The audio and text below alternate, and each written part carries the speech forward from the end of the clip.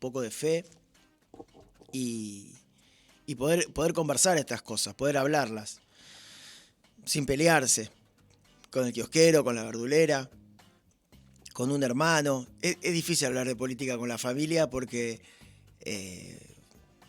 nada, a veces con algunos se puede, con algunos no se puede, pero por eso yo invito, es una idea de no ir a confrontar, no ir al que uno sabe que votó a Milei, sino ir al indeciso, a la indecisa, a esas personas que todavía no están seguras y prefieren, no, si esto ya no sirve, que si se va a ir todo el Joraca, que se vaya todo el Joraca. Porque es peligroso, si vos te tirás del barranco sin freno, y va a estar difícil. Va a estar difícil. No. Y después, por otro lado, está bien, es un batacazo que los medios se aprovechan. Hoy en casi todos los diarios estaba la cara de Milei, pero bueno, yo por eso ahora dentro de un ratito quiero hablar con Pablo Mercado, que es una palabra mucho más autorizada para hacer un análisis, pero de lo que pasó. Pero, digamos, en números redondos, Milei sacó el 30, Juntos sacó casi el 28, casi 29, y Unión un 26, casi 27. O sea, hay poquitos puntos ahí de diferencia. Y tal vez la esperanza, que no quiero que sea un autoengaño, sino que me llamo a la reflexión, es que ese 30 sea el techo de Milei y Unión y Juntos sea un piso. Hubo mucho voto de Larreta para que no gane Bullrich. Entonces también en mi análisis personal estimo que lo de Bullrich fue un techo y lo de Larreta está un poquito inflado. Hubo una campaña de votar a Larreta para no pelear con Pato. Dime, Néstor. Sí, te quería decir que a mí me deslizaron la idea de que algunos votos al pelado en las finales vayan hacia otro lugar y no al mismo sector, ¿no? Sí, mira, yo te voy a ser sincero. Yo lo voté a Larreta para que no gane Bullrich. Y fue un voto táctico porque yo sé a quién voy a votar en la final, digamos. Pero, y yo vivo en Capital Federal hace más de 20 años y Larreta es un problema, es un problema. Pero bueno, cada uno ha hecho su táctica, su técnica, pero ya está en comunicación Pablo Mercado, que le quiero dar primero buen mediodía. Pablo, ¿cómo estás? Hola Matías, buen día, ¿cómo están? Bien, muy bien. Gracias por atendernos. Sé que acabas de terminar tu programa ahí en el día a día con Abigail. Ayer estuvimos en la cobertura. Tuve la suerte de poder acompañarlos ahí desde la técnica con un gran laburo desde la R770.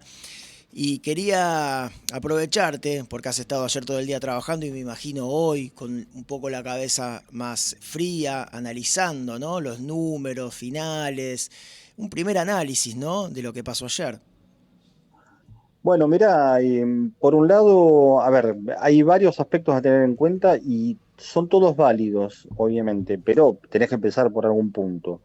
Es una elección que sorprende, que no estaba en los números, por lo menos en las previsiones de prácticamente nadie, y hablo concretamente del desempeño de Javier Milei, con el porcentaje estuvo cercano al 31% en el escrutinio provisorio, ya finalizado por completo, ahora vendrá el definitivo, pero no va a haber mayor diferencia. Y por otro lado, lo que implica en el segundo y el tercer lugar, Juntos por el Cambio, con la interna de Bullrich y Larreta ganando la primera ex ministra en el caso de Juntos por el Cambio, y de Massa por sobre Grabois y Unión por la Patria, un escenario de 3/3, de una paridad que tampoco estaba exactamente medida de esa forma, más allá de algún análisis que hablaba de un escenario de cierta paridad. Este es el primer dato. Es decir, la política y una elección en todo caso vuelve a ofrecer algo que escapó del análisis previo. ¿Y qué significa esto? ¿Un error de los encuestadores solamente? Digo, sería el camino más sencillo, ¿no? Es decir, otra vez volvieron a fallar las encuestas. Y la verdad que hay que complejizarlo un poquito el tema. Tengo para mí, en cuanto a cómo entenderlo esto, que se trata más bien de un fenómeno que hace que la política tradicional en algún punto no haya entendido, no haya escuchado, no haya leído el mensaje que circula más allá de la urna. Y este es un problema grave de la democracia, en definitiva, que es, me parece, el factor más preocupante de cara a lo que viene. Es decir, cuánto del sistema democrático, tal como lo conocemos, puede entrar en riesgo con propuestas como la de Javier Milei, por ejemplo, ¿no? Claro, claro. Y bueno, algo que también se veía venir, o se decía en realidad, la consecuencia inmediata, ¿no? La caída de los bonos, el desprestigio del valor peso. ¿Qué expectativa se puede llegar a ver de acá a un futuro, si se quiere, cercano? Porque bueno, para octubre falta, tampoco mucho, pero falta, ¿no? Pero en el corto plazo, ¿qué podés ver? Y acá aparecen dos escenarios en simultáneo que se van a jugar minuto a minuto y en paralelo. Por un lado, la clásica reacción de eso que abstractamente se llaman los mercados, pero que si te pones a hurgar un poquito, hablas de actores concretos, con nombres y apellidos, que en el caso del dólar blue o el dólar ilegal, como a mí me gusta más llamarlo, que es el ilegal o el blue, juegan para, en un mercado muy pequeño en términos de lo que es el volumen de la economía de la Argentina, jugar con una divisa que escasea en la Argentina no tiene dólares, y que permite que parte de recursos en pesos de la economía en blanco o no vayan a operar especulativamente en un mercado que termina contagiando al resto de la economía formal, a la de todos los días, por una cuestión de expectativas. ¿Qué significa esto? Si la expectativa es que el dólar va a subir y yo me cubro subiendo los precios, aunque yo no venda nada vinculado a los dólares, aunque venda, y esto tiene que ver con la cultura que se ha instalado en la Argentina, una cultura sobre la que Javier Milei trabajó fuertemente. Vuelvo ahora un cachito a la campaña, por lo menos hasta el primer tramo de la campaña, que fue el de las PASO que terminaron ayer. Ahora viene otra elección y eso es lo que me decías, bueno, qué pasa de acá en adelante también, sobre lo que Javier Milei trabajó fuertemente, que es la idea del dólar como moneda fuerte y del peso como algo inexistente que no vale nada. Te pongo un ejemplo que podemos ver en cotidiano. Alguien que vende verduras piensa en dólares y decís, la tierra, la verdura, el agua, el sol, ¿dónde está el componente importado? El trabajo, ¿dónde está? ¿Quién cobra en dólares en la Argentina? Y sin embargo, hoy precios se van a acomodar al alza, lo decimos de una manera más directa, Ujú. porque todos lo entendemos, van a aumentar en función del aumento especulativo de ese dólar, que es un mercado marginal de pocos millones de dólares, que, insisto, marginal para la economía, no para una economía personal, para cualquiera de nosotros es imposible, pero sí en comparación con la Argentina. Y por otro lado, después hay fuertes presiones que ya tienen que ver con lo que se denomina la macroeconomía, el factor externo con el Fondo Monetario Internacional, que está jugando, haciendo su papel, que está haciendo lo de siempre. El Fondo Monetario Internacional tiene para todos los países del mundo, la Argentina no es la excepción, una misma receta, que es el ajuste, que es el achique del Estado, que es el déficit fiscal a la baja o cero, es decir, resultados que ya conocemos en la Argentina. Cada vez que se aplicaron esos mecanismos, el resultado inmediato, y no tuvo que pasar mucho tiempo, fue aumento de los precios, caída del valor del salario, en definitiva, más pobreza, menos producción y al cabo de todo el ciclo, menos trabajo y una crisis que se vuelve a generar. Con el agravante que la Argentina sufre esa presión producto de un endeudamiento monumental, que es el otro gran dato que la economía argentina y la política argentina tiene atravesado como una daga, digamos, en su autonomía y en su libertad de movimientos, que no le permite desarrollar una política autónoma, soberana, relacionándose con el mundo como decida democráticamente. Sin esa deuda es muy difícil pensar, o perdón, con esa deuda es muy difícil pensar en un proyecto de país, ¿no? Bien, clarísimo, Pablo. También mientras te escuchaba pensaba de cómo desenredar este tramo económico que tenemos, porque es verdad que el 80, el 90% de la producción no tienen que ver, o el 98%, no sé, no tienen que ver directamente con el dólar en sí, pero uno habla, como decís vos, con el verdulero, con la kiosquera, y te dice, el auto se cotiza en dólares porque sube el dólar y me sube el auto. Los alquileres también están lamentablemente de alguna forma graduados con el tema dólar, sube el dólar, tengo que subir el alquiler. Entonces ahí me parece, ¿no?, que nos comemos la cola de alguna forma, no sé qué te parece a vos, y hay algo ahí que desenredar para, al menos en el pensamiento de la gente, separar estas cuestiones, ¿no? Y ahí aparece, y das justo en el clavo, aparece el gran interrogante de cómo eso de morderse la cola, que es una gran figura, eh, nos lleva a pensar que, por ejemplo, ayer amplios sectores de la sociedad votaron a quienes proponen justamente terminar con las únicas barreras que pueden evitar esos males, que son las intervenciones del Estado, que son las miradas colectivas, que son los proyectos de nación, los proyectos de país. La idea de la dolarización tiene que ver con una cuestión hasta cultural, con una cuestión del individualismo, con una cuestión de yo tengo el auto y el auto vale $10.000 y lo vendo en dólares porque quiero y porque puedo y porque soy libre de hacer lo que quiera. Ahora, eso tiene un límite, porque, de nuevo, no hay dólares para todos, y porque además la cuenta de la economía va mostrando en los últimos años, y este gobierno no es la excepción, por eso aparece también castigado en las urnas, un nivel de concentración económica que hace que grandes sectores de la población, aún teniendo dinero, trabajo, aún teniendo un trabajo registrado, aún teniendo cuestiones que inclusive empiezan a estar amenazadas por esta idea de, bueno, vamos a eliminar todo tipo de derechos, todo tipo de intervención del Estado, todo tipo de regulación, todo tipo de salvaguarda de los intereses de las mayorías. Bueno, aún teniendo todo eso, sean pobres, no les alcance para vivir. Entonces, ahí hay un fenómeno que la política no ha podido resolver, la política tradicional, y sobre ese punto trabajó y trabajó durante mucho tiempo, con muchísimo espacio en el sistema mediático, y Sí. eso después derrama sobre la conversación pública, sobre las redes sociales, Javier Meray y ese tipo de propuestas o de proyectos.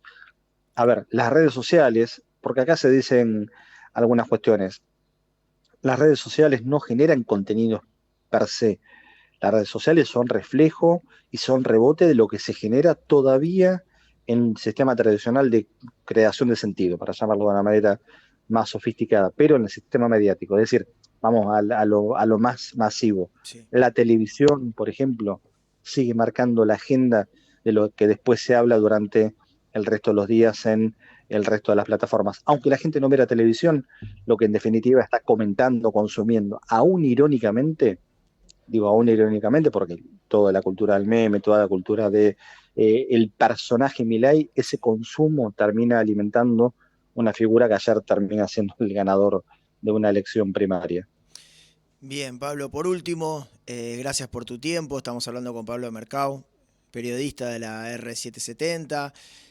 Lo pueden escuchar todas las mañanas. Repetímelo, de 9 a 12, ¿no? ¿Están con Abigail? De 9 a 12 estamos haciendo un lindo programa, una muy buena experiencia periodística, con la idea siempre de pensar, inclusive, mirá lo que te digo, Mati, con el desafío que se implica, un poquito más allá de la agenda cotidiana, ¿viste? De pensar con cabeza propia, de escuchar, de tener una escucha atenta también a todas las voces. Es un desafío que en un tiempo en donde, ¿viste? Nosotros no hablamos mucho de la grieta, pero coincidirás un poco con la idea en tiempos donde todo está como agrietado y todo el mundo le habla a los gritos a los que piensan como uno y el resto no existe, bueno, Hmm. tratar de superar un poquito ese momento, ¿no? Sí, yo pensaba recién cuando abría el programa de que un pensamiento personal, que tal vez es el momento de hablar con las personas indecisas, con el que no fue a votar, con el que le parece que ya fue, en vez de ir a confrontar y convencer al que, bueno, ya está convencido, está el voto ahí, digamos. Entonces, de ahí también pensar, o qué pensás vos, cómo pueden quedar estos pequeños partidos que no han entrado a las presidenciales, cómo se pueden llegar para qué lado se pueden llegar a mover, si puede llegar a haber alianzas o todavía es muy pronto para eso. No, no, no es pronto porque acá cada día cuenta. De hecho, me planteabas lo de la economía y los mercados y ellos no esperaron demasiado tiempo. A la primera de cambio empezaron a especular y hoy ya el gobierno tuvo que salir a media mañana con una devaluación del 22%, lo que efectivamente va a tener, devaluación del dólar oficial, lo que efectivamente va a tener un impacto en los precios, ahí sí, ya no especulativo, sino porque hay una estructura de la economía argentina que depende de los dólares para producir, por ejemplo. Todavía la Argentina necesita desarrollar mucho más cadenas de valor que impliquen que mucho de lo que compramos afuera pueda producirse acá en la Argentina y tenemos la capacidad para hacerlo. Este es el punto, no somos un país sin esa capacidad. Hay un conjunto de 10 países en el mundo que tienen la posibilidad de poner un satélite en órbita o de tener energía nuclear. La Argentina está en ese grupo. ¿Qué quiero decir con esto? No es posible, no es lógico, no es razonable, no es normal, como se dice muchas veces. Yo me río un poco qué es lo normal y qué es lo no normal, que tengamos que importar determinados productos para poder producir acá en la Argentina cuando los podríamos hacer perfectamente acá. Y ni siquiera me refiero a productos suntuarios, a un auto de alta gama, qué sé yo, alguna marca de auto que no está acá y la gente quiere comprarlo, que tiene mucho dinero. Bueno, no te mueve tanto la balanza desde lo numérico, pero sí cuestiones que se pueden producir acá. Y de nuevo, no se trata de estar cerrados al mundo, se trata de defender, porque todo eso es laburo argentino, todo ese trabajo, todo eso es posibilidad de proyectar un futuro acá, todo eso es posibilidad de arraigarte en los lugares. Bueno, es mucho lo que hay que rediscutir en la Argentina. Y preguntabas cómo hacer de acá en adelante. Sí. Bueno, yo creo que la participación de ayer, que comparando con las PASO presidenciales de 2019, que es la forma correcta de comparar paso con paso en ambos casos presidenciales, bajó 8 puntos. Y eso es otra muestra también, ese bajo nivel de participación de ayer, es otra muestra de cierto hastío, bronca o fastidio que hay en la sociedad. Bueno, habrá que convencer a los que no fueron a votar de que vayan a votar a quien quieran, no importa, que participen. La peor opción en esto es quedarse enojado en la casa y no participar, porque finalmente alguien termina ocupando los lugares. Clarísimo, clarísimo. Muchísimas gracias, Pablo Mercado, por tu tiempo, por conversar con nosotros y bueno, que tengas un muy buen día. Abrazo grande y a disposición, lo que necesiten. Muchísimas gracias. Ahí pasaba Pablo Mercado, periodista, un colega, estos compañeros que te da la radio y ayer haber estado trabajando todo el día con él, sabía y tenía esta intención de yo querer compartir con ustedes un poco un análisis de alguien que está empapado para ayudarnos a pensar, para ayudarnos a pensar, bien como decía él, hay que escuchar todas las voces para ver qué está pasando, qué es lo que le molesta a uno, a otro, y buscar soluciones, ¿no? Buscar soluciones, no patear el tablero. Me parece que patear el tablero no es una solución. Al menos personalmente es lo que pienso. Vamos a escuchar la primera canción, Néstor, y tenemos el Tolo Moment. Hoy no salimos con Fede, que está ahí en el Observatorio Astronómico de Israel, porque tiene una visita del Ministerio de Aeroespacial de Israel, o sea que tiene su centro astronómico con visitas muy importantes, así que me pidió Fede, obviamente, salir el lunes que viene, no hay problema. Sí, el Tolo está desde su centro de operaciones, así que vamos a estar hablando con él. Y Juan Stewart, vamos a estar escuchando hoy durante todo el programa y dentro de un ratito hablando con él. Ahora el tema se llamaba